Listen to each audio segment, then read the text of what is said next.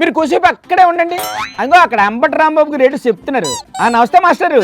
ఏంటి sir matter? Konidela Pawan Kalyan గారు చంద్రబాబు నాయుడు గారి దత్తపుత్రుడు. దత్తపుత్రుడా? 100% దత్తపుత్రుడు. దత్తపుత్రుడు, ఉత్తర కుమారుడు అని అలా ఎక్కిరించడం కాదు సార్. ఆయన ఎలా పని చేస్తున్నారో ముందు ఆ విషయం చెప్పండి. శభాష్గా పని చేస్తున్నాడు, దానిలో ఏ విధమైన సందేహం లేదు. మరి బాగా పని చేస్తుంటే మెచ్చుకోవాలి గాని అలా సెటర్లు వేస్తారండి సార్. వైఎస్ఆర్ కాంగ్రెస్ పార్టీని దూషించడానికి, చంద్రబాబు నాయుడు గారిని మొయ్యటానికి అద్భుతంగా పనిచేస్తున్నాడు. నెంబర్ 1 ప్రైజ్ ఇవ్వాలి అతనికి. అదిగో మళ్ళీ సెటైరా. ఎందుకు సార్ అలా దెప్పు పొడుతారు?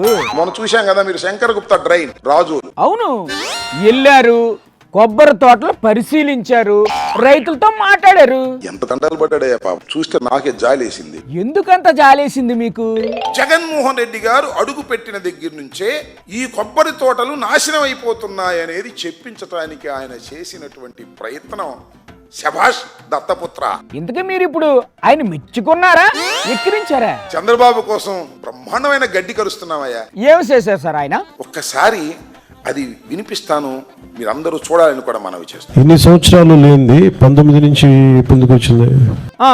ఇప్పుడు చెప్పండి. పవన్ కళ్యాణ్ గారు 19వ సంవత్సరం నుంచి ఎందుకు వచ్చింది అని ఒక లీడింగ్ ప్రశ్న అంటారు. లీడింగ్ ప్రశ్న అంటే? లీడింగ్ ప్రశ్న అంటే కోర్టులో వేస్తారు. ఏమయ్యా నీ పేరు రాంబాబు కదా అంటే రాంబాబు అంటారు.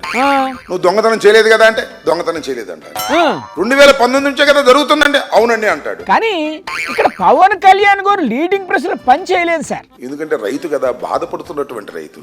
అతని నువ్వు 19 నుంచి ఉందని చెప్పించడానికి పడిసిన గడ్డి ఎంత ధర్మం అండి పవన్ కళ్యాణ్ గారు. రైతు కాబట్టి నిజం చెప్పాడు సార్. అంతపాటు ఇంకోటి ఉందా? ఏంటది?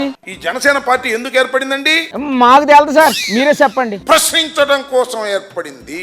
అవునా? అవును. కానీ ప్రశ్నిస్తే మాత్రం సమాధానం చెప్పడానికి ధైర్యం ఉండదు. ఎందుకని?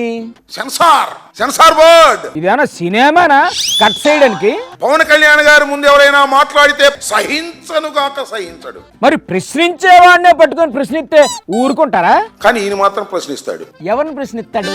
ఎవరిని ప్రశ్నిస్తాడు? జగన్మోహన్ రెడ్డి గారిని మాత్రమే ప్రశ్నిస్తాడు. బూతులు మాట్లాడొద్దు అని అంటున్నారు సార్ పవన్ కళ్యాణ్ గారు. దత్తపుత్రుడు కొణిదెల పవన్ కళ్యాణ్ గారు. ఆయనకన్నా బూతులు మాట్లాడే ఎవరు ఉన్నారా ఈ రాష్ట్ర రాజకీయాల్లో? ఏం మాట్లాడాడు సార్ ఆయన బూతులు? వైసీపీ ఎమ్మెల్యే నా కొడకల్లారా అని అన్నమాట వాస్తవం కదా? అన్నారు. నువ్వు బూతులు మాట్లాడొచ్చా? ఇంకెవడు బూతులు మాట్లాడకూడదా? సార్ మీరు అనవసరంగా పవన్ కళ్యాణ్ గారిని కెలుగుతున్నారు. ఆయనకు గన కోపం వచ్చిందంటే మళ్ళీ తిడతారు, తర్వాత మీ ఇష్టం.